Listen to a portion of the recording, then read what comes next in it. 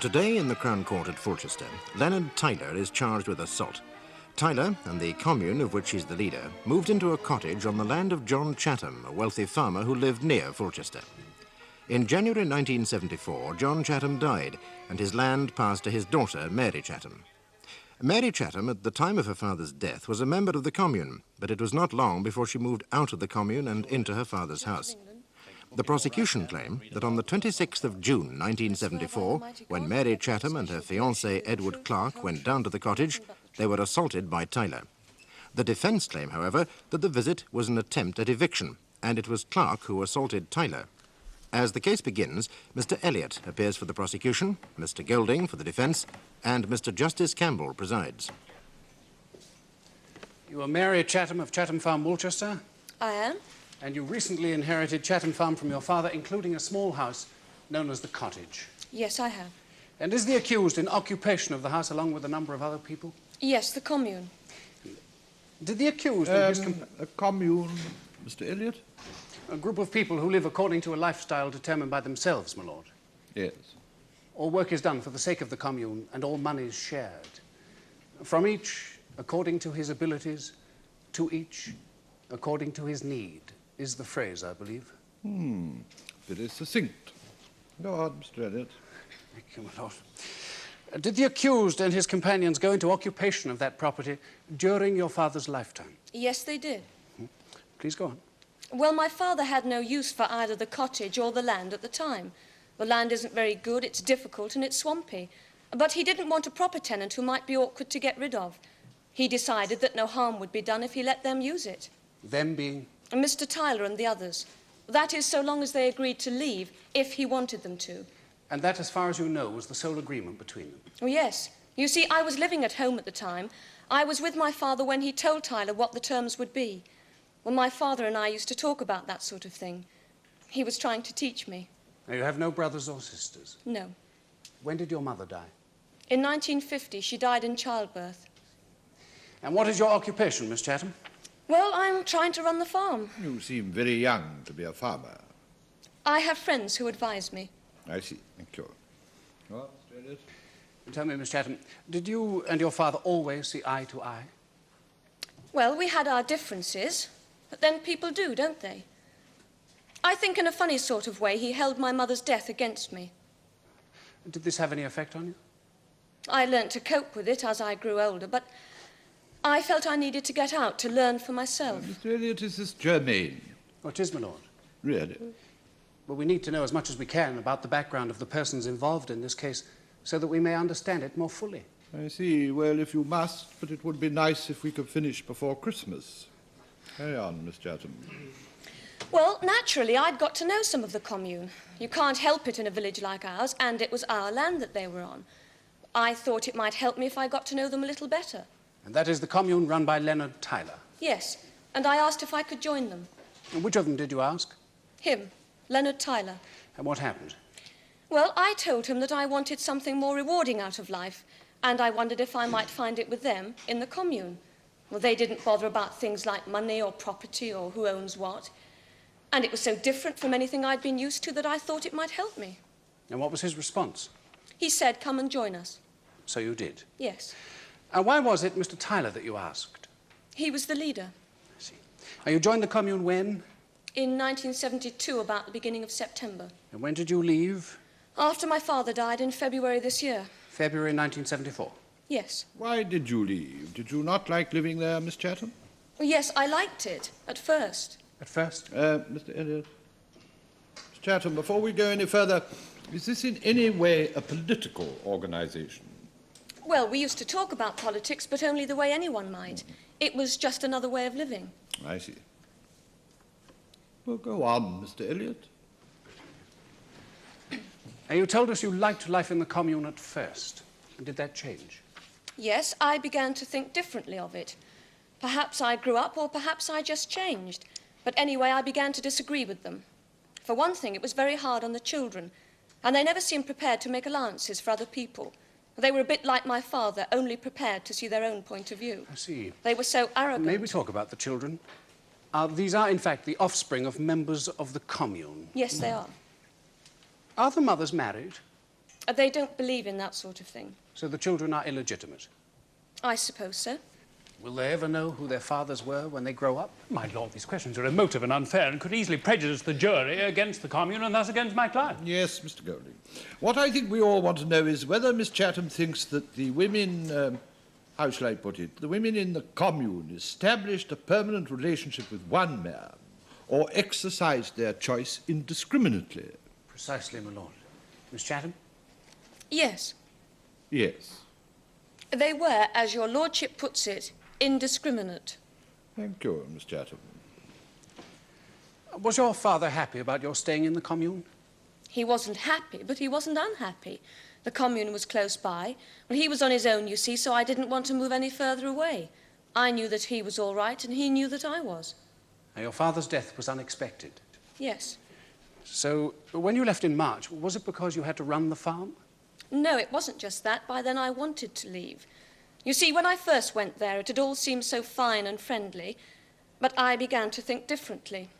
And then there were the rows. Rows, Miss Chatham? Yes, one girl in particular didn't like me. She kept picking on me. It made life very difficult. And who was she? Susan Straker. Miss Susan Straker. Yes. Was there any reason why she should pick on you? She was jealous. I suppose she thought that if she drove me out, then she'd stand a better chance of getting Len. Please describe how the commune received the information that you were leaving them. They were upset. Well, I was surprised, actually, because people come and go there all the time. Of course, one person was pleased, Susan Straker. But Len was furious. I suppose it was because I'd come into some money. I thought he was going mad. He called me all sorts of things. What did he call you? Do I have to, my lord? It takes quite a lot to surprise us. There's very little we haven't heard before, Miss Chatham. He said I was a scheming, self-centred bitch. A bloody cow. He said that I'd only use the commune for as long as it suited me. Things like that. Was anything else said? Yes, he said I'd better stay away from him or I'd get a bloody sight more than I bargained for. A bloody sight more than you bargained for. Please go on. Well, I just packed up and left. I was upset, very upset. Understandably so. And that would be in March 1974. Yes. What did you do then? Well, there was all the business of sorting out my father's affairs. He never bothered much about bookwork, and there was the farm to run. Well, I was so busy that I hardly had time to think. But I knew the executors had sent a notice to quit. I didn't want to see the commune personally, so I wrote them a letter. Saying what? That I thought that we should meet to discuss what it was best to do. And? It wasn't answered. What did you do next? I wrote several letters, none of which was answered. My lord, members of the jury, copies of the notice to quit, which expired in April 1974, and of the other letters dated April through July 1974, are in the agreed bundle of documents. So, you got no answer? No, Had you any plans for the property they inhabited? none whatsoever. I see. Why were you then so concerned about the commune?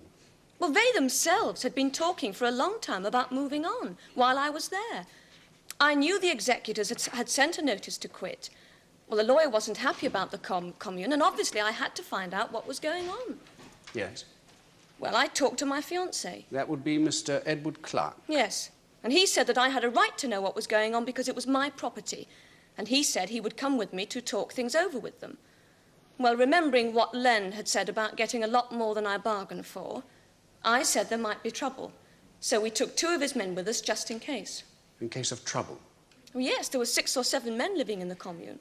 And did you in fact go to the cottage on the 26th of June last? Yes, we did. We being yourself, Mr. Clark, and the 2 farm labourers. Yes. And when we arrived, they were waiting outside for us. Len and 5 others. Yes?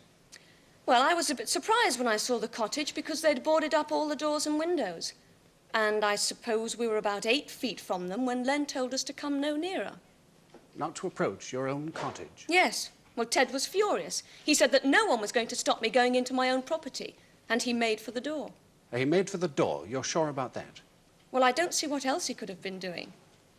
As I said, he made for the door. And then Tyler attacked him. He turned on Ted and kicked him hard on the shin bone. Well, Ted went forward, doubled up in pain. And then Tyler clenched both his hands together like this and gave him a terrible blow on the side of the face. Well, Ted went down, and I rushed forward to try and pick him up and help him away, and then he attacked me. He being? Len Tyler. He hit me in the face, then he grabbed both my wrists and sort of threw me away from him. After that, you both managed to get away? Yes. You're sure that the first blow was struck by the accused? Yes, I saw it. Mr. Clark was subject to an unprovoked attack by Tyler, having done nothing to cause it. Only trying to get to the door. Did you reach that door? No. Thank you, Miss Chatham. You see, Len hated me for leaving the commune. He thought that I'd betrayed him. And he didn't care what he did or who he hurt, just so long as he got his own back on me. Right, Miss Chatham. My lord, may we now turn to pages 1 and 2 in the agreed bundle, the statement made by Mr. Tyler to the police. You will see an allegation that reads, "She signed a 99-year lease so that we could stay on. She didn't want any rent from us, so we decided to give her a bushel of apples once a year, and she signed a lease which said that." Did you sign such a lease? The very idea is idiotic. No, of course I didn't sign it. And can you think of any way in which your signature could have got on this document without your knowledge? No, unless it was forged.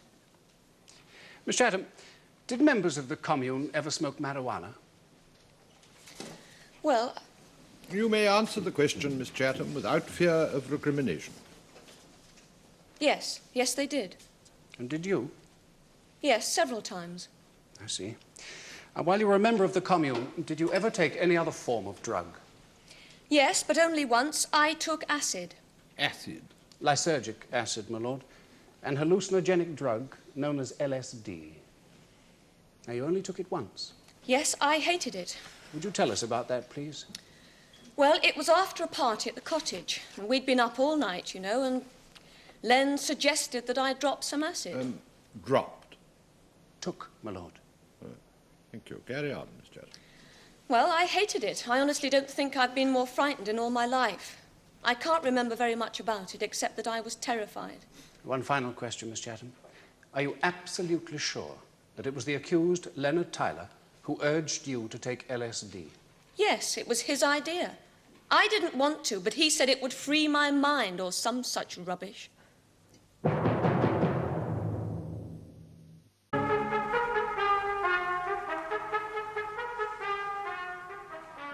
Miss Chatham, we are given to understand from your testimony that the morals of the community members are somewhat lax. I didn't say that they were lax. But you said the children were illegitimate. That isn't the same thing. Oh, you believe that illegitimate children are not the result of lax behaviour? If you put it like that, then I suppose they are. You suppose they are, yes. But not in this case. For how long were you a member of the commune, Miss Chatham? I don't know, about a year and a half, I suppose. And you lived in an atmosphere where sex was indiscriminate, and yet you were not affected by it? I'm sorry, I don't follow. Oh, you will, I'm sure. You say that Miss Susan Straker was jealous of you. She was. Without reason? Reason enough for her, I suppose. She wanted Len, but he liked me better. Your words were, I suppose that she thought if she drove me out, then she'd stand a better chance of getting Len. If you say so. Oh, no, it's what you said, and there's a shorthand note of it. You see, I find myself somewhat puzzled. By your own words, Leonard Tyler had a strong personality, and you found yourself attached to him. Now, the morals of the community are, to put it delicately, somewhat open to question, and Susan Straker, you give us to understand, wanted to take your place in the affections of the defendant. Now, what exactly was your place? I've told you, we were good friends. Oh, such good friends that Miss Straker was jealous of you. She's not always a reasonable person. Oh, but her jealousy is not at all unreasonable, if you remember that you were, in effect, the wife of Leonard Tyler while you were there. I was not, and how dare you suggest such a thing? It's the only logical explanation for Miss Straker's behaviour. Perhaps to you, but only you. It never happened. I suggest that it did, that you lived with Leonard Tyler as his wife. My lord, I and must within object. These allegations already denied serve apparently no purpose. My lord, I'm endeavouring to establish something that has not emerged so far, and that is the basis of Miss Chatham's ill feeling towards my client. Yes, I see. A question of motive, Mr. Golding. Exactly, my lord. And not before time. Now get on. My lord. You deny that you lived as Leonard Tyler's wife, Miss Chatham. I do. Despite the different moral conduct that you admit prevails in the commune. Despite anything you like. Extraordinary. There's nothing extraordinary about that at all. You say that you became disenchanted with the commune. Now, did you at the same time also become disenchanted with the defendant? Well, yes, I suppose I did rather. But then it follows, You doesn't liked it? him less. Most of the ideas for their way of life came from him. If I began to lose faith in those ideas, then it follows... You liked him less. That's correct. Yes, thank you. So, when your father died and you decided to change your way of life by taking charge of the estate left to you, it was no particular wrench to leave Mr. Tyler. No, it wasn't. Then why did you ask him to go with you? I didn't. Oh, come now, Miss Chatham, you invited him to share in your newfound luxury. Why would I do such a thing? Because you had been living with him as his wife and you wanted to go on doing so. Nonsense. But you loved him. Yes, Pardon? I loved him. But I was not living with him as his wife. Oh, come now, Miss Chatham, you have now admitted that you loved him.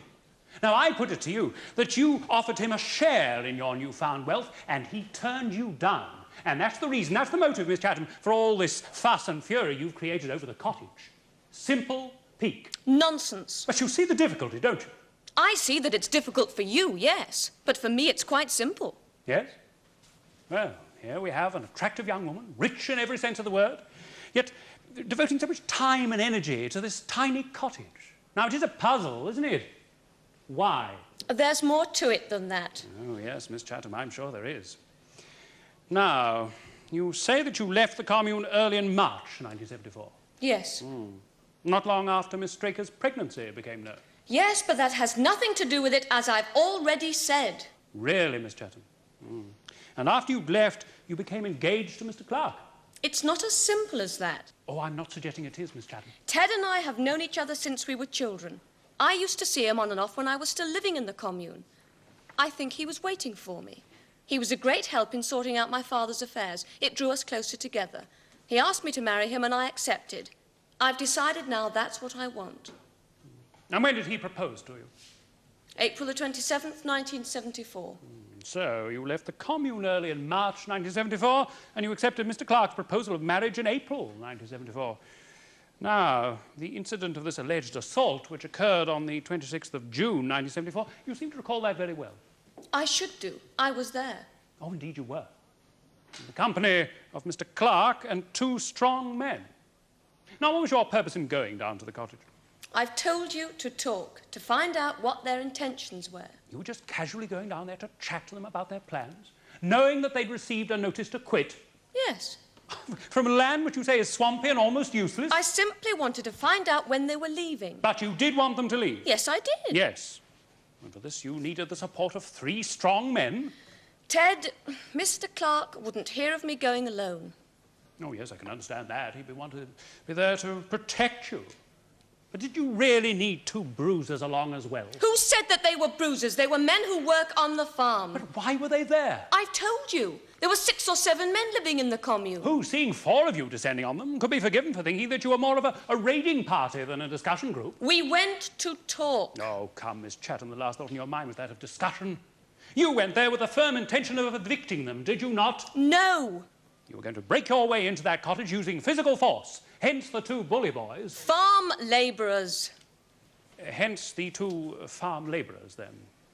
And you were going to throw every member of that commune out. I simply wanted to find out when they were leaving, what their intentions were. What's so unusual about that? Well, what makes that unusual, Miss Chatham, was that there was a perfectly valid document giving them a 99-year lease. However, let's first turn to this fracas. Now, you were the first to approach the defendant. Yes. Why? To talk, of course. Of course. And prior to this, Mr. Tyler had warned you to come no nearer. Yes. Then why did you? You were only several feet from him. Won't your voice carry that far? I wanted to talk, not shout. But you aren't shouting now, and I can hear you perfectly clearly. Oh, yes, but we are inside. Voices don't carry so well in the open air, or hadn't you noticed? I suggest that you moved in close in order to attack Mr. Tyler. That's silly. Miss Chatham, you say he struck you in the face, turned you about, pushed you away after your fiancé had rushed forward to enter the cottage. He was trying to get to the door. Well, where was Mr. Tyler standing? Between us and the door. Yes, and Mr. Tyler, according to you, stepped aside, kicked him, then struck him with a 2-fisted blow. It was a vicious attack, quite uncalled for. Yes, but you see, the question is who was attacking whom or what? And what a remarkably active man my client is for someone so slight. Mr. Clark was trying to break that door down, wasn't he? He never got as far as He thrust the Tyler door. aside and began to try and kick the door down, and Mr. Tyler attempted to make him desist. Make him desist? You have a funny way of putting things. You kick a man, you knock him down, and you call it an attempt to make him desist. I find nothing even remotely humorous in attempts to evict people from homes which they legally occupy. There was nothing lawful about it at all. Well, will you look at this document, please, Miss Chatham? Page 7 of the agreed bundle, my lord.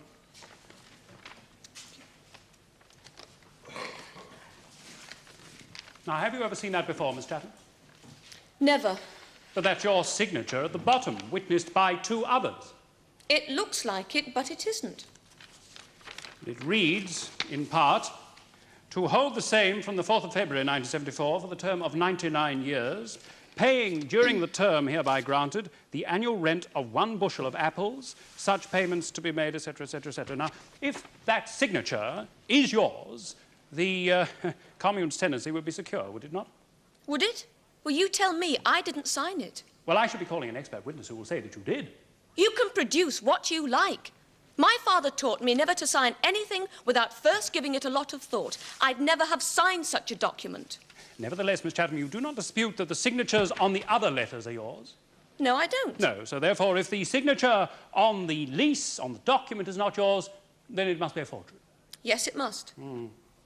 Earlier, you appeared to be suggesting another possibility. I most certainly did not. You said that under Tyler's influence, you were persuaded to take LSD. So? Yes, and that you suffered a blackout, that you can only remember being terrified, and nothing else at all. Yes. Well, were you not insinuating that you could have signed this document while suffering from one of these so-called blackouts? I didn't mean to. But you have no recollection of what happened. You said so yourself. No. So it could have happened. Well, I suppose it could, Yes, but... thank you, Miss Chatham. You're quite sure that you did not sign any lease, and yet you're equally sure that you can't remember anything. So now we are presented with a picture of this ogre, Leonard Tyler, and his cohorts deliberately drugging you in order to obtain your signature. I did not say that. Yes, but what a curious sequence of events we do have here. There's a lease bearing your signature, which you say was not signed by you. There's a somewhat convenient tale of a blackout about which you can't remember anything. There was an excursion in the company of strong men, merely to view your cottage, and an unprovoked attack by a very slight man on your person and that of your well-built fiancé. Now, it strains credibility, doesn't it? You'll forgive me, I'm sure, if I suggest that your whole story strikes me as a tissue of lies from beginning to end.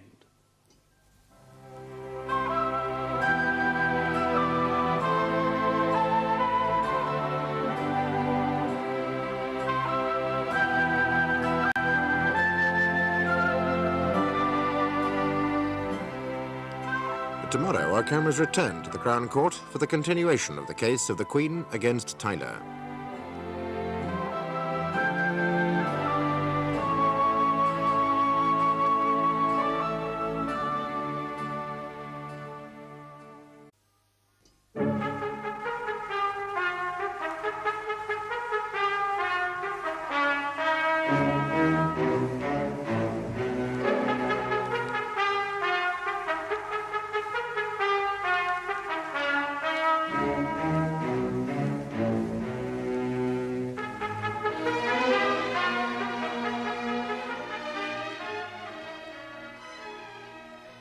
On the 26th of June 1974, Mary Chatham and her fiancé Edward Clark visited a property belonging to her which was occupied by a hippie commune. As a result of what took place that day, Leonard Tyler has been charged with assaulting Miss Chatham and Edward Clark. Dr. Bruce Ferguson, Miss Chatham's doctor, has testified that Miss Chatham was in a state of shock when he examined her and that her injuries and those of Mr. Clark were consistent with assault. The prosecution case continues. Mr. Elliott appears for the prosecution, Mr. Golding for the defence, and Mr. Justice Campbell presides. You are Edward Clark of Ryde Farm, Woolchester? I am. And what is your occupation? I help my father manage a farm, and occasionally I deal in property. I see. And what is your relationship with Mary Chatham? We're engaged to be married. Our farms are joined. We've known each other for years, all our lives, in fact. What were your feelings when Miss Chatham joined the Leonard Tyler commune? Oh, I didn't like it. But I had no claim on her. I could only hope that she was going through a phase which would pass. It did. And did you know Leonard Tyler, the man who originally started this commune? By sight, I don't mix with people like that. Did you harbour any animosity towards it? Well, none at all. Why should I? He's a nuisance, but that's all. A nuisance? Yes. He won't get off Mary's land. He's in the way. Can we come now to the events of the 26th of June, 1974? Would you tell the court what happened on that day? Yes, my fiancée... Miss Chatham. Yes. She'd been trying to find out what this lot were up to. This lot, Mr. Clark? Yes. Tyler and his commune. Thank you. Yes, well, she'd written them letter after letter without so much as the grace of an answer, so quite naturally she asked me what she should do. I said that she should go down and talk to them and try and find out what their plans were. Oh, she was a bit frightened to do that because she said Tyler might lose his temper, do something stupid, something violent. Just as he did, in fact. Yes? Well, I said I'd go down with her, and just to be on the safe side, took a couple of labourers down from the farm. And who were they? Oh, two chaps called Finch and Cox. Just casual labourers. They've gone now, moved on somewhere. We get a lot of people like that help out, you know, fruit picking, that sort of thing, come from London, Manchester. They're just drifters. Yes, Mr. Clark. Now, you took them with you to make sure. Yes, I didn't want any trouble. I thought that if Tyler saw the three of us with Mary, he'd think twice before doing anything stupid. And what was your purpose in going to the cottage? To talk to Tyler about his plans. Nothing else? What else could there be? No doubt my learned friend will try to insinuate something else, but please go on. Well, yeah, when we got there, they were waiting for us. Who were waiting? Oh, Tyler, his girlfriend, and some of their mob. How many, apart from Tyler? 4 or 5. Was there anything unusual about the cottage? I should say there was, yes. They boarded up all the windows and doors as if they're expecting a siege or something. But had you made threats of any sort? No, none at all. I told you I hadn't thought that much about them. Now, tell us, please, what happened then. Yes, well, we got near them. How near? Oh, I don't know, 6 feet, 8 feet, something like that. And that fellow, Tyler, told us not to come any closer. We stopped and waited for a moment, and then I went for the door. After all, 'tis Mary's property. You say you went for the door? Yes. Oh, I wasn't concerned about Tyler. Anyway, before I could get to the door, he kicked out at me and hit me in the side of the face, and down I went. Was this attack from Tyler alone? It was. And if he hadn't taken me by surprise, it would have turned out very differently, I can tell you. Well, what did you do to provoke this attack? Nothing at all. Well, then Mary tried to help me, and he hit her in the face and pushed her down. Go on. Well, I saw the whole thing was getting a bit out of hand, so I told my chaps not to join in, and I took Mary home. We patched each other up as best we could, but round about 7 o'clock, she started crying and shivering, so I phoned for Dr. Ferguson. Members of the jury, you've heard Dr. Ferguson testify that the injuries sustained by Miss Chatham and Mr. Clark were consistent with those of assault. Now, have you any idea why Tyler should have attacked you both? None at all. I can only imagine that the idiot must hate Mary for leaving the commune. Mr. Clark, thank you. Mr. Clark, I'm most interested in the cottage and the land adjoining it. Oh, really? Yes. It adjoins your land, I believe. Mr. Clark, it adjoins your land, the land you own. Oh, yes, I said it did, yes. Yes. Now, Miss Chatham says that she has no particular plans for her plot of land. Have you any way of knowing if that is true? Far as I know, it is. I see. And can I take it, too, that you had no plans for property development on your plot of land, on your adjoining property?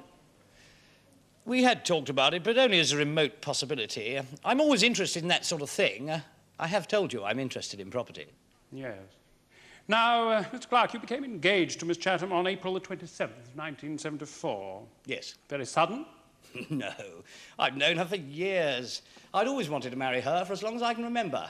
So, you see, it wasn't really sudden for me. I see. Now, Mr. Clark, you say that there was a remote possibility of developing your land. Yes. Yes. Would you call the planning permission, which was granted in the middle of April 1974 for the development of the site, a remote possibility? The fact that I have planning permission doesn't mean I intend to use it. I do these things as a matter of routine. I like to know where I stand. Yes, let me tell you where you stand, Mr. Clark. Conveniently engaged to the person who owns the land adjoining yours. And if those two plots were ever to become one, you'd both profit considerably. Well, that simply isn't true. No doubt Mary's already told you the land's swampy. It's useless. Really? Exhibit 1, my lord. Thank you. So useless that that very area is the one proposed for development. Now, members of the jury, you will see that it covers part of both farms. Mr. Clark, you went to that cottage with the intention of evicting every single member of that commune, did you not? Absolutely not. And that is why you took 2 strong-armed men with you. You were going to force your way in and throw everything and everyone out, so that there'd be no bar to yours and Miss Chatham's earnest wish to develop the site at considerable profit to yourselves, no doubt. Well, that's not true. I don't know what you take me for. I don't take you for anything, Mr. Clark. I suggest that you're the sort of man who would see these people rendered homeless, regardless of their rights. They are squatters. They were old Mr. Chatham's licensees, and that arrangement ended with his executor's notice to quit. Aren't you rather forgetting the lease, Mr. Clark? They have no rights to be there at all, I tell you. None whatsoever. It was time for them to go. If they'd behaved like ordinary, decent human beings, none of this would have happened. Yes, an interesting point of view, Mr. Clark, but quite incorrect. Did you not know that it is illegal to evict occupiers of a house without a court order, even if their right to stay had been, as you suggest, removed by the notice to quit? No, I didn't. No. Section 30 of the Rent Act 1965, my lord. But as I didn't intend to evict them, it hardly matters, does it? I think that's rather a matter of opinion, Mr. Clark. Now then, tell me, what time was it when you arrived at the cottage? About 2:30, I think. After closing time for the public houses? What? Well, you enjoy drinking alcohol, don't you, Mr. Clark? Oh, yes, occasionally. A glass or two? Yes. Now, how many had you had when you took your assault party to the cottage? How am I supposed to remember that? Well, try. Well, a couple, I think. A couple? Yes. Beers, brandies, whiskies? Couple of what? I can't remember. But you enjoy drinking whiskey, don't you? Yes, I do, yes. Yes. And on the day when you first encountered Leonard Tyler, when Mary Chatham was still a member of the commune, I suppose you'd only had a couple of drinks then. That was after closing time, too, if you remember. I never met him at all. Well, perhaps you drank too much. But the fact is that you threatened to break every limb in his body if he didn't send her home. Of course I didn't. I don't know what you're talking about. He told you to leave him alone because he found everything about you totally useless and empty, I believe he said. Well, I certainly don't, and if he had, yes, I'd Mr. have... Clark, if he had... I'd have remembered it. You'd have remembered it? Yes. Unless you were drunk. Listen. Now, this case does seem to be riddled with bad memories, doesn't it, Mr. Clark? Now then, to return to the day in question. You say that you were perfectly sober. I was. Yes, and perfectly sober, you attempted to kick the door of the cottage down, and when Tyler pushed you away, you lashed out at him, which is why he hit you. He was attempting to defend his property against you, a trespasser. Rubbish. I never got near the bloody door. And then Miss Chatham hurled herself at Mr. Tyler, and he caught her by the wrists and pushed her away. That's not what happened. Do you think you went down so easily because you were at least partially drunk? Really, my lord, I must object to my learned friend's continuous allegations about Mr. Clark's drinking habits. Thank you. He's already denied it, and that should be an end to it. No, Mr. Elliot. It's part of the defendant's case. It's part of the res gestae. Mr. Golding must be allowed to develop his cross-examination. Thank you, my lord. You say, Mr. Clark, that you then took Miss Chatham home and tended her wounds. I did. And drank tea. Yes. It was tea and not whiskey. If I said I drank tea, I drank tea. Tell me, Mr. Clark, have you ever struck Miss Chatham? No, I don't hit women. Well, I'm not suggesting you hit women, Mr. Clark. That's just as well. You used to play rugby for Warwickshire when you were younger. Yes, I did. Yes, and in 1966 your place in their team was taken from you, is that so? My lord. Yes. What is the point of this line of questioning, Mr. Golding? Well, simply to bring out, my lord, that Mr. Clark was dropped from the Warwickshire team in 1966 because of an incident with another player before a county match when Mr. Clark was found to be under the influence of alcohol and the opposing player was sent to hospital. So what? That was 8 years ago. There'd been an argument. An argument, Mr. Clark? Just like the argument you had with Mr. Tyler. You went down to that cottage. You just had a few drinks at the pub and you got into an argument and started a fight with Leonard Tyler because he was the one man standing between yourself and a very profitable association with Mary Chatham. A marriage not only of yourselves, but of your land.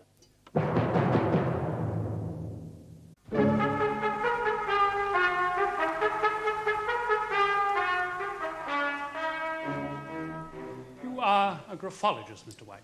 I am. And what is that in layman's language, Mr. White? I am an expert in handwriting, my lord. Thank you. And you have had the opportunity of examining the original of a lease which is now page 7 in the agreed bundle and which you have before it. I have? Yes. And you've also examined the original of the handwritten letters also in the agreed bundle. Yes, sir. Yes. Now, will you tell the court whose signature is on the lease? Mary Chatham's. And this conclusion is based on the comparison of the signature on the lease with the handwriting on the letters. Yes. It is my opinion that the signature is truly that of Mary Chatham's. Thank you. Now, would you explain how you came to this conclusion? In technical terms? Preferably not. Be as clear and succinct as you can, will you please, Mr. White? Yes. Well, the formation of the letters is exactly the same, particularly noticeable in the open tops of the A's and the space between the arms of the M's and the N's. And there are several other features, but they are rather technical, I'm afraid.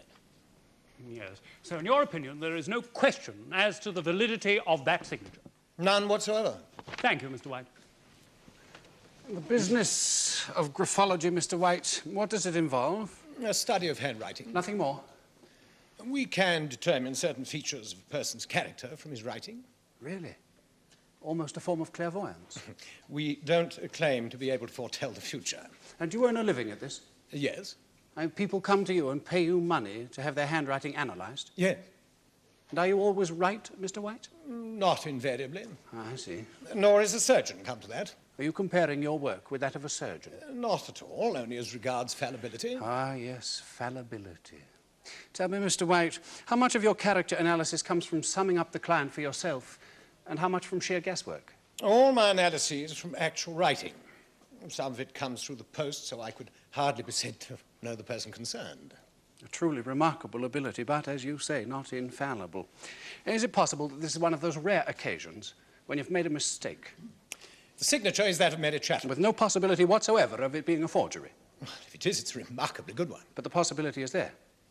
I suppose so. So you cannot state categorically that the signature is that of Mary Chatham? No.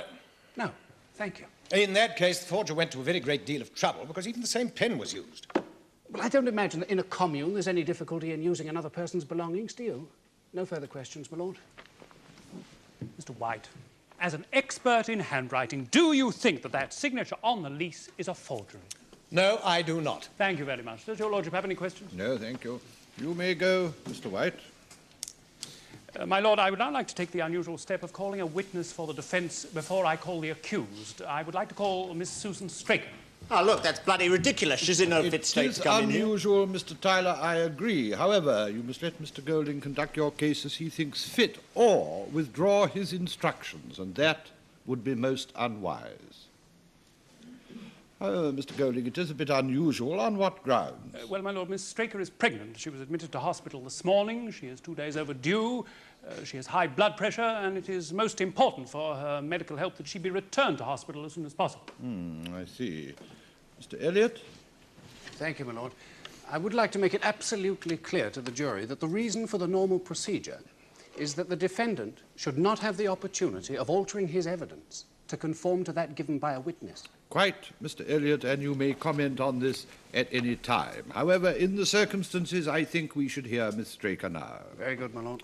Carry on, Mr. Golding. My lord. I call Miss Susan Straker. Susan Straker, please.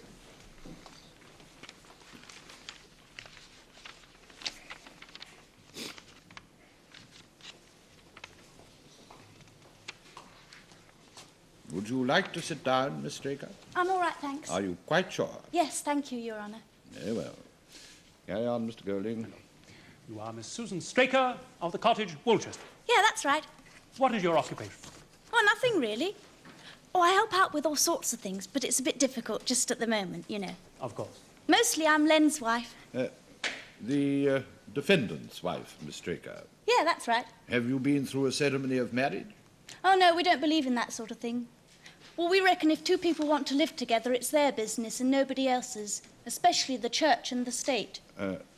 Miss Straker, we've heard one description of life in the commune from Miss Chatham. Now, perhaps you would tell us a little from your point of view. Well, it's pretty simple. We don't believe in the way people are living these days. Well, Len says they waste their lives away wanting things, money, possessions. Well, he should know, he's been through it.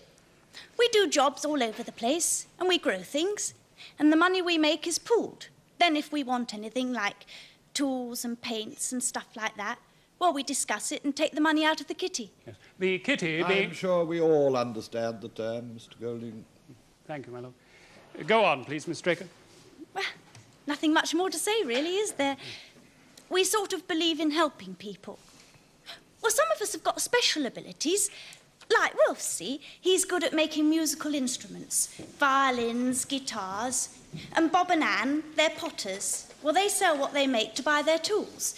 And Jeff and... Quite a thriving community, I see. Conscientious and hard-working. Yes. I mean, who wants to sit about doing nothing? Who indeed, Miss Straker? Now, Miss Straker, will you tell us about the children? Well, what about them? Well, people have them, don't they? Is there anything unusual about them? Well, they look all right to me. Oh, I see. Well, what happens if two people live together as man and wife? Well, sooner or later there's a baby, isn't there? It happens, doesn't it? It does seem so, Miss Straker. If he's trying to find out whether or not we sleep around, the answer's no. Well, sometimes people decide that they're not suited and they split, but that's all. They split? Separate, Mr. Golding. Thank you, my lord. Yes. Now, Miss Straker, have you any idea how the commune came to be inhabiting the cottage? Yes. Oh, Mr. Chatham, he let us stay there. Nice chap. Used to come in for a cup of tea every so often, mostly when he knew she wasn't going to be there. She? Yeah, Mary Chatham, his daughter. But of as much use to him as a nasty dose of leprosy. Miss Straker, this is not the place for personal abuse. And as far as you were aware, Mr. Chatham was not unhappy about your presence there. Oh, he wouldn't have come visiting us if he was, would he? No, he was nice. We all liked him. But he wasn't well. Something wrong with his heart. So we all got a bit worried that if he kicked it, well, we'd have nowhere to go. If Mr. Chatham died, you'd be evicted? Yeah, that's right. So we all got together and decided that maybe it was time to move on. Well, like mostly for the kids. I mean, you can't go bunging kids round all over the country, sleeping rough. Well, you can't do that to kids, can you, Your Honour? Oh, no, indeed not. So it was decided that we'd sort of give Mr. Chatham a going-away present, a sort of thank you, and move on. We thought Devon or Cornwall would be nice. All moving together? No. 2 of the men would go on ahead with our money and find somewhere. But she, Mary Chatham, she kicked up a hell of a fuss, wouldn't hear of it. She said if Mr. Chatham died, she'd leave her everything, and she certainly wouldn't evict us. Yes. Well, that wasn't a proper agreement, was it? So we had this fella staying with us at the time, John Owen, and he knew a bit about the law. So he drew up this lease, and she signed it. It was a bit of a joke, really. We agreed to pay her a basket of apples a year. Why a basket of apples, Miss Straker? Well, she didn't want any money. She said Mr. Chatham would leave her plenty. And John Owen said that paying in apples is what they used to do in the old days. Really? How quaint. Oh, Mr. Elliot. Now, did you see the signing of this lease? Well, I was there, wasn't I? Did you see it? Yeah, I told you I was there. Yes. And what was Miss Chatham's behaviour at that time? Well, when she signed? At the time of signing, yes. Same as usual. She was all over Len as ever. But then we got used to that. Never could keep her hands off him. Yes. Normal, would you say? Well, why shouldn't she be? Oh, I see. Oh, we don't use things like that. We don't need drugs. Well, I don't know whether you've got any anyway, not in Walchester. Well, the locals may roll up a cabbage leaf now and then. That's about it. Yes. And alcohol? Oh, we had some wine there. We make our own. But she wasn't drunk, if that's what you're getting at. Is she trying to say that when she signed, she was out of her mind? Miss Straker... Well, honestly, she's a lying bitch, isn't she? Yes, thank you, Miss Straker. What she was Straker. doing there anyway, other than mauling Len about. Thank you, Miss Straker. Now, how did Miss Chatham come to leave the commune? Money. Money? Yeah. Once poor old Mr. Chatham died, she tried to get Len to pack up with her and live the life of Riley. To leave the commune? Too true. Only he wouldn't. She got the wrong one there. Sent her off with a flea in her ear, he did. Yes. You overheard this conversation between Miss Chatham and Mr. Tyler about leaving the commune? Well, we all did. Yes. Well, you couldn't help it. Now, could you describe life in the commune after Miss Chatham had left? Yes, trouble. Trouble? Yeah, that's it, trouble. Well, what form did this trouble take? Solicitors' letters. Well, once they started coming, we pulled the lid down. You pulled the lid down? Well, everyone knows what happens, don't they? So we boarded everything up and posted guards. And how long did that last? Oh, I don't know. Seemed like forever. I mean, really, forever. I don't think much about time these days. I see. Now, if we can turn to the afternoon of the 26th of June, 1974, were you present at the cottage on that day?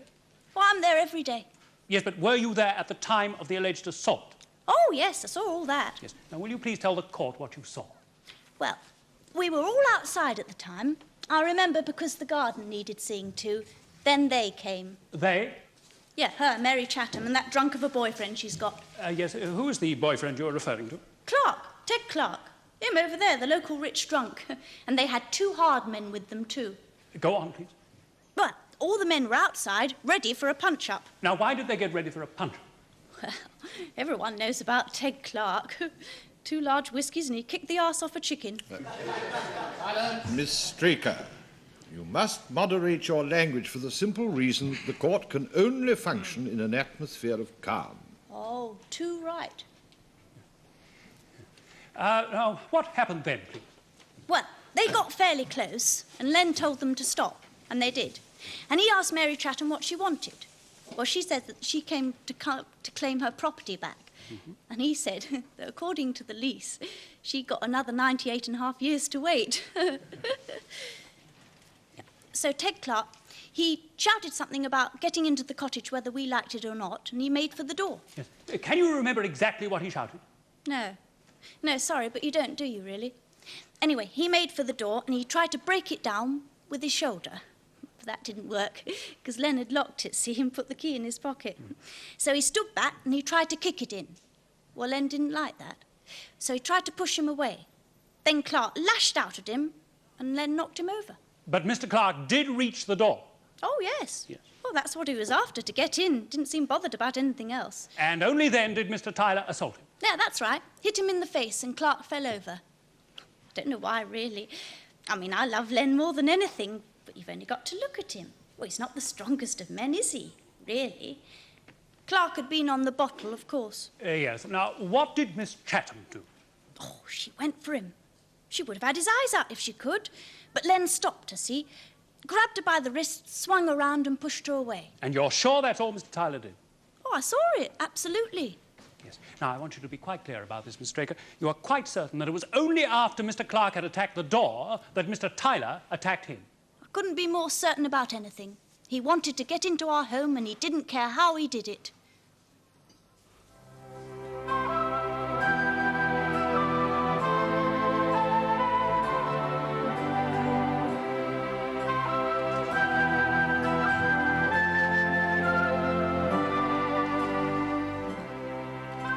Tomorrow, our cameras will return to the Crown Court for the final day in the case of the Queen against Tyler.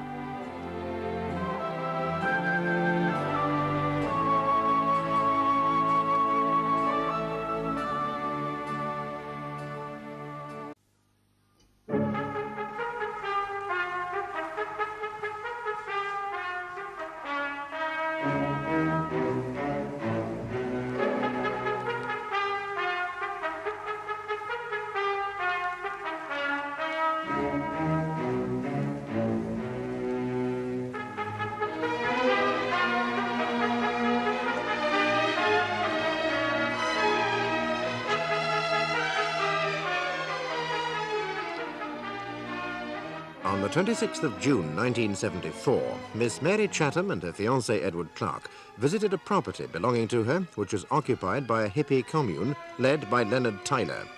As a result of what occurred on the 26th of June, Tyler has been charged with assault. In the witness box is Miss Susan Straker, a friend of the accused. Miss Straker, how long have you known the accused? About 3 or 4 years. So you and the defendant were members of the commune before Miss Chatham joined it? Right. May we assume that you loved him? From the first time I saw him. Was it painful for you to watch him shower his affections on another woman? He didn't shower his affections. They lived as man and wife. Earlier, you painted a savage image of Miss Chatham when you stated she was all over Len. She could never keep her hands off him. You're not very fond of Miss Chatham, are you, Miss Straker? I always thought she was a bitch, and I still do. Yes, and you'd do anything to vilify her name. Lie about her. No, I wouldn't. We don't believe in lying. Not even to protect the man you love, the father of your child. I'm not being asked to, am I? I'm here to tell the truth, and that's what I'm doing. You're the one that's paid to lie, not me, okay? Miss Straker, you cannot have the slightest understanding of legal procedure if that is what you think. However, let's get on with it. I would like now to turn your attention to this so-called lease. Now, when my learned friend was questioning you, you stated it was a bit of a joke, really, Do you remember? Yes, Good. Now, you claim that you saw Miss Chatham sign this document. she did. And then you saw Tyler and Owen sign as witnesses. Right. Did you read what they signed? Oh, I knew what it was. No, but did you actually read it at the time of signing or immediately afterwards? No.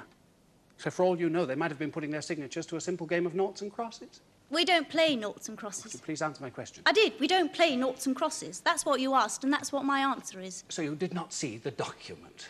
Now, finally, we can move on. No, let's stay where we are, since you're trying to make me look such a raving idiot, you and your noughts and crosses. Listen, we'd been talking about a lease, and that's what John Owen said it was as he wrote it out, and that's what was signed. Believe me, it wasn't the Magna Carta. Oh, I expect you tried to prove that too, if it paid you. Mr. Elliot, you've had your answer. Let's move on. Yes, my lord. As far as you were aware, you stated, Miss Chatham was not under the influence of alcohol or drugs. Not that I could see. You tell us you make wine at the commune, so you're aware of the effects of alcohol. Aren't you? Miss Straker, it is for counsel to ask the questions. All that is required of you is that you answer them. All right, yes, I am, and you know it.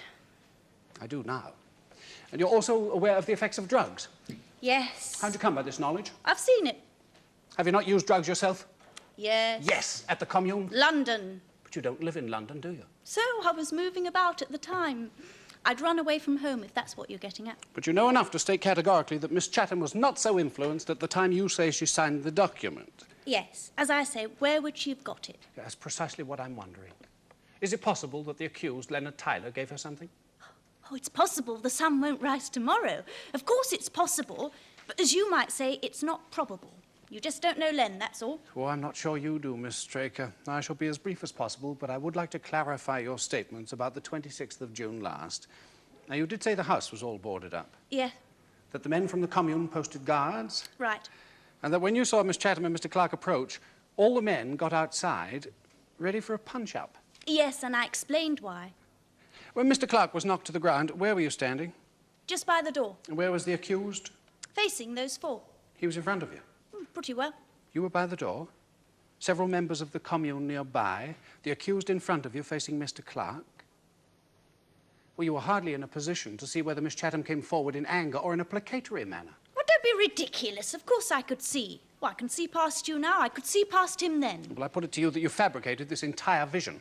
That Mr. Clark, in fact, never reached the door. He tried to get into the cottage. That he was stunned by a vicious blow to the face. That's not And that true. Mary Chatham came forward to help her fiancé and found herself the victim of that man's rage. She was attacking And him. she, too, was struck in the face and thrown aside. It wasn't like that at all. If you believe that, you'll believe anything. You just don't know Len, that's all. No, I don't. But you do. And I put it to you that your evidence has been totally biased towards the accused, Leonard Tyler. No further questions, my lord. Miss Straker, I don't intend to keep you here a minute longer, but may I just ask you one question? Have you lied to this court? No, I have not. Thank you, Miss Straker. My lord. Thank you, Miss Straker. And you may leave the court now if you wish. My lord, I'd now like to call Leonard Tyler to the stand. You are Leonard Tyler of the cottage, Woolchester? Who else? That will do, Mr. Tyler. You do yourself no service by this insolence. I'm not being insolent, just logical. I've been sitting in that dock all through this case. Everybody knows very well who I am. Thank you, my lord. Now, you are The Leonard reason I'm here anyway is the police are a lot stronger than I am. Mr. Tyler, you have a right to your opinions, but we have laws in this country, and the function of this court is to decide whether those laws are being abided by. There is no bias against you. Very well, Mr. Golding. Thank you, my lord. Now, you are Leonard Tyler of the cottage, Woolchester. I am. Yes, thank you. And your occupation is? I do anything that comes along. Mostly I'm good with electrical stuff. And you work for profit? No, I do like the rest of us. Anything I earn goes in the kitty. We share. Have you always lived like this? Nope. And how long have you been with the commune? About 5 years now. Yes, that's right. I started it in '69. And what did you do before that? Before that, all sorts of things. I was in university until '63. Took a job with a chemical firm, left that in '67. Yes, how much did you earn in 1967? I was on about 5,000 a year. And after that? After that, I went back to university and did my MA. My thesis was on the development of Gothic Romanticism in the Scottish novels of the late 19th century. Justified sinner, Yes, that's right. hog. My lord? Limited, but no doubt very interesting. However, Mr. Golding, what is the point of this line of questioning? Well, my lord, I'm merely trying to make it clear to this court that Mr. Tyler is not an irresponsible person, that he has chosen to reject society, and that he had experience of the society which he has chosen to reject. Now, Mr. Tyler, you are the leader of the commune. No, we don't believe in leaders. Try to make our commune democratic. If you mean did I start it, then yes. And would you tell us, please, how Mary Chatham became a member of the commune? Mary? She just came along and asked us, that's all. Her father had said to me that he was glad to see some people trying to make something of life, because as far as he was concerned, it didn't amount to much as it was. So when she asked to join, what could I do? Yes. Yes. Go on, please. Well, she joined us, and after a bit, I fell in love with her. Go on, Mr. Tyler. Well, although the commune is a group existence, naturally relationships form. They become established, but no more or less than in outside society. We live together as man and wife. Quite. Now, what was your agreement with Mr. Chatham? We wanted to live there, he let us, that's all. So, if I understand you, there was no written agreement between yourself and Mr. Chatham? No, why would there be? He didn't want to go to all that trouble. If he wanted the land back, he could have it. All I wanted was somewhere for us to live. Yes. Now, did you enter into an agreement to rent the property? Of course. Now, how did that come about? Well, we all felt it was time to move on. Some of the women had children, so we decided to send 2 of the men ahead to Devon or Cornwall to try and find a place. But Mary didn't want us to go. She said that when she inherited, the cottage would be hers. We could live there permanently. She wouldn't hear of us taking money. So John Owen drew up this feudal lease, a bushel of apples once a year. Mary signed it, I signed it, and John Owen witnessed it. And Miss Chatham signed this lease of her own volition? Of course she did. You're referring to all this LSD nonsense? Look, I like a drink, most of us do, but we don't take drugs. We don't need them. All we do is smoke cigarettes, the sort you buy in shops. She signed of her own volition, and now she's trying to get out of it. I did not persuade her to take LSD. Frankly, I know better than that. It's only safe to use it in a controlled situation. A controlled situation? Under proper supervision. It can have a deleterious effect on the central nervous system. Yes, you seem to know a great deal about drugs, Mr. Tyler. Well, I was working in PR in the chemical firm, but I did pick up a certain knowledge of drugs. Ah, I see, thank you. Carry on, Mr. Golding. So you claim that you have a legal right to inhabit this property? I would have thought there were enough copies of the lease in this court to prove it. Now, Miss Chatham has said that she didn't sign a lease. Ah, well, she would, wouldn't she? She'd asked me to go back in the house and live with her. I said no, I rejected her. I suppose it's quite natural for her to want the land back now, but when she was a member of the commune, she wanted us to have it, and now she's regretting it. Yes, now, would you tell us now about the events that took place on the 26th of June, 1974? Again? If you would. They came to the cottage. That's Mary, the clerk guy, the 2 labourers. I could see what they were up to, so I told them to stop. I told them that apart from Mary, they were trespassing, and I told them to clear off out of it. Then Clark shouted out about getting into the house whether we liked it or not and made like a bullet for the door. For the door? Oh, yes, and he got to it too before I got to him. Well, Sue said he tried to break it down with his shoulder, and then he tried to put his boot to it. Well, the next thing that happened was I pushed him away and he took a swing at me. You hit him? Yes, I hit him and he went down. That surprised me at the time, but I supposed it was the drink. Well, I don't know what happened to Mary. She was going off her head or something because she came running at me as if she was going to kill me. I don't believe in hitting women. I caught hold of her by the wrists, I turned her around, I pushed her away. Could that account for the bruising on her arms? I suppose so. I don't see why not. After all, I had to do something, and quickly. Now, did you at any time strike her in the face? No. Why did you hit Mr. Clark? Because he took a swing at me. He was trying to get into the house. I don't care what he claims he was doing. There were women and kids in there, and I wasn't having a lush like that crashing about in there. In other words, you were defending your property against attempted trespass. Yes, and I do it again. Simple, pure self-defense.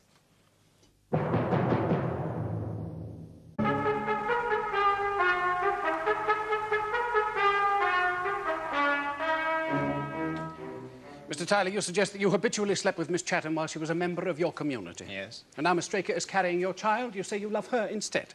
That's right. If you're trying to say that a man can't fall out of love with one woman and then straight away into love with another, then you're not talking about human beings at all. You're saying that a somewhat rapid switch of affections took place. It may seem surprising to you, but that's your problem. Ah, but your problem must concern us for the moment. Of course. You say you loved Miss Chatham. Yes. Oh, if the relationship was as you claim, if in fact you loved her, why did you let her leave the commune and not go with her? Oh, I see.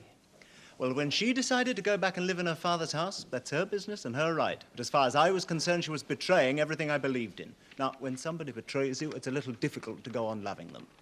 I wouldn't go back with her simply because I didn't want to. As I've already said, I've rejected the kind of life she was returning to. Do you still maintain that the lease bearing what seems to be Miss Chatham's signature is valid and binding? Yes, it is. This John Owen, the one who not only drew up this remarkable document, but who also witnessed it, where is he now? Well, he moved on about 6 months ago. We had a postcard from him. It's from Cornwall. He sent us his best wishes. Of course, he could be anywhere. How convenient. So here we have a document which is claimed to be genuine, which bears the signature of a witness who is untraceable, which is unbelievably loaded in your favour, a 99-year lease to a cottage for the payment of a bushel of apples, and which you claim was A, signed by Miss Chatham, and B, signed by Miss Chatham while she was in full possession of all her faculties. Yes. Yes? Well, you must forgive any scepticism in my voice, Mr. Tyler, but it's very rare that people virtually give away land and property. Yes, I suppose it is. But then I wouldn't expect you to understand it when it happened. I don't suppose it's too rare for you to come across people who want to exploit land and develop it, whether or not the scheme will smash up people's lives and destroy a whole community, which is exactly what this will do. I don't suppose it's too rare for you to represent them either, and try and present them to the world as people who are simply concerned for the public good. Mr. Tyler, I shall not warn you again. You are not here to proffer gratuitous insults to learned counsel. Mr. Edit. On the 26th day... June 74, yes.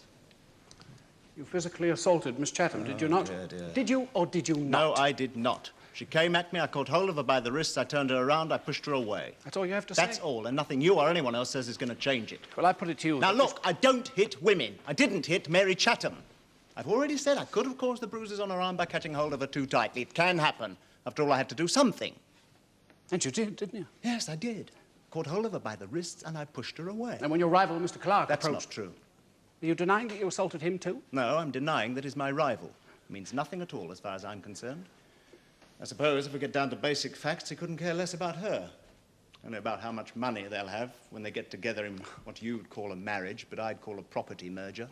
When Mr. Clark approached... Now, look, he was trying to break that door. For God's sake, he said so. Yes, well, we've only your word for that. No, Sue was there. Miss Straker? Yes. Well, I may be forgiven, I'm sure, for suggesting that Miss Straker could, conceivably, be biased in your favour. You could, but she isn't.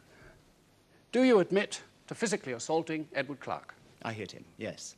If I could have hit him harder, I would have done. How very courageous. You kick him in the legs, you strike him across the face with both your fists clenched together, which felled the man. Look, I hit him, all right? I wasn't going to have him rampaging about with the women and kids in there, but as for felling him, I've never done it before. I don't see how I did it then. Oh, so you've tried it before? I put it to you that what actually happened was that Mr. Clark approached the door and you assaulted him. Look, it's my belief he was trying to break into the house, and as he said that's what he was after, I was prepared to believe him. So I pushed him away, and he took a swing at me. But it was you that pushed him away first? Yes, but it was the whiskey that put him down, not me. You say you have a working knowledge of drugs, Mr. Tyler? Yes. You maintain you did not persuade Miss Chatham to take LSD? No, I did not. Once again, with only your word for it. You've only her word that I did. Well, I put it to you, Mr. Tyler, that you deliberately drugged Miss Chatham in order to obtain her signature to this truly farcical lease. I've told you I didn't. It's obvious you don't believe me, but then I wouldn't expect you to. No, it's not a question of what I believe, but whose version of the events the jury will believe. And I put it to you that it's extremely pleasant to live rent-free and work when you so choose, and that you would do and say anything, even resort to physical violence, which you have admitted, to preserve your way of life. No further questions, my lord. You're out of your mind.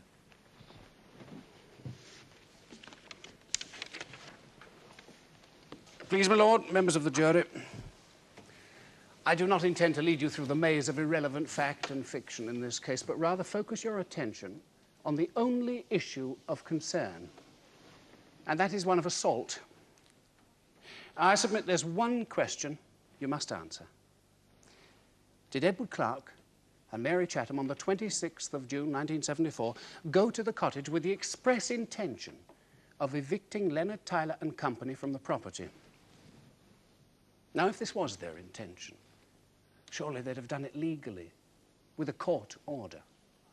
And Mary Chatham's party numbered only 4. Can this be regarded as a raiding party? Against at least 6 or 7 men, prepared and ready for, as was stated, a punch-up.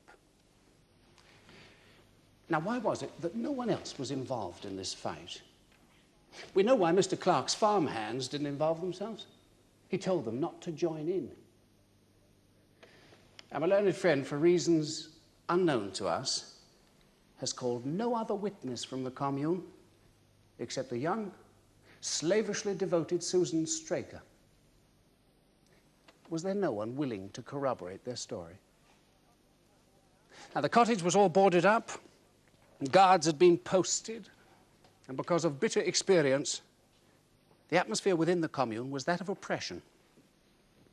And that was the scene that greeted Miss Chatham and Mr. Clark. Instead of discussion, confrontation. Instead of reason, violence. Now, the defendant has admitted to casting the first stone. Now, I put it to you that you have no choice but to find him guilty as charged. Come along.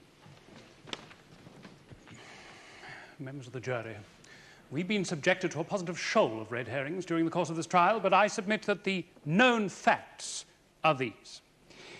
We have a 99-year lease bearing Miss Chatham's signature, which, according to the prosecution, is either a forgery, and a well-known graphologist has stated unequivocally that that signature is Miss Chatham's, or else it is something signed when Miss Chatham was suffering from a blackout about which she has no recollection.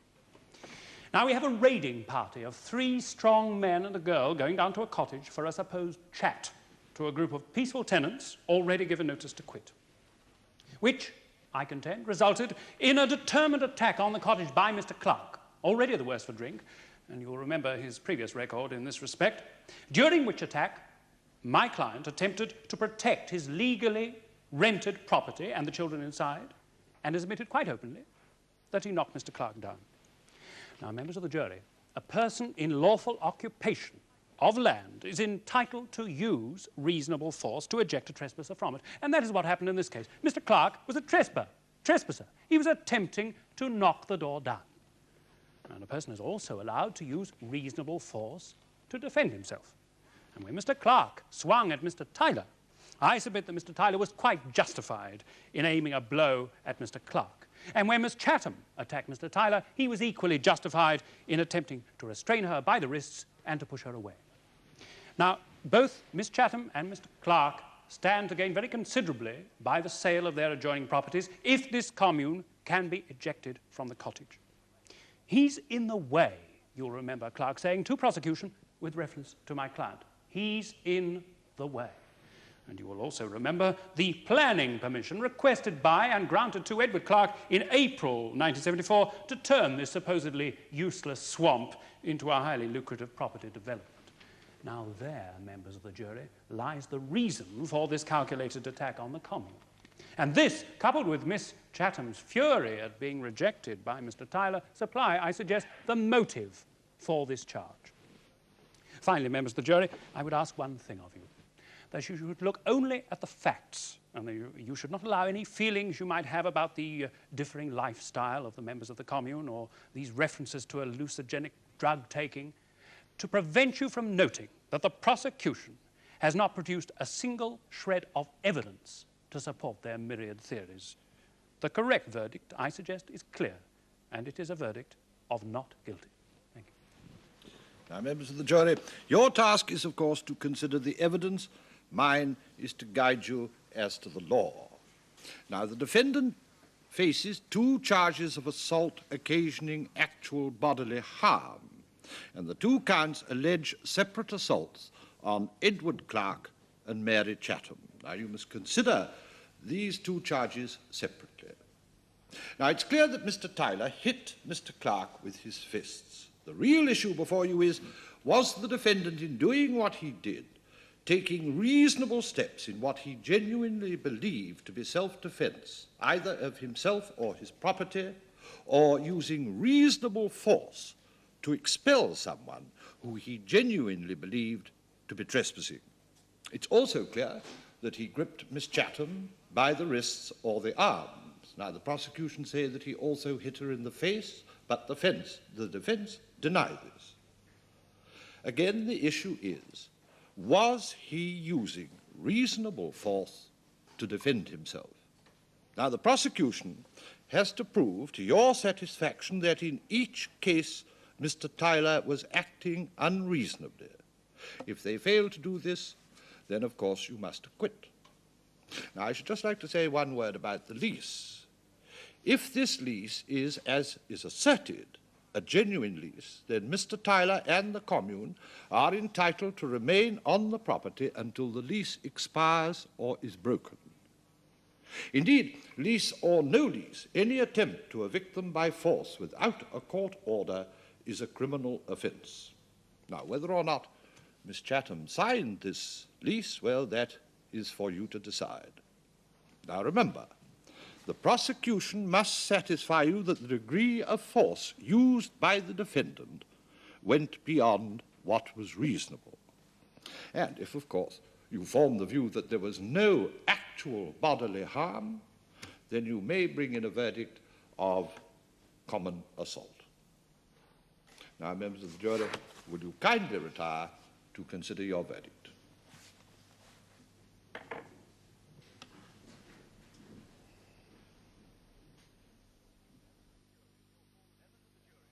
Members of the jury, will your foreman please stand? Just answer this question, yes or no. Have you reached a verdict on which you're all agreed? Yes. On the first count, do you find the defendant, Leonard Tyler, guilty or not guilty of assault causing actual bodily harm to Mary Chatham? Not guilty. On the second count, do you find the defendant, Leonard Tyler, guilty or not guilty of causing actual bodily harm to Edward Clark? Not guilty.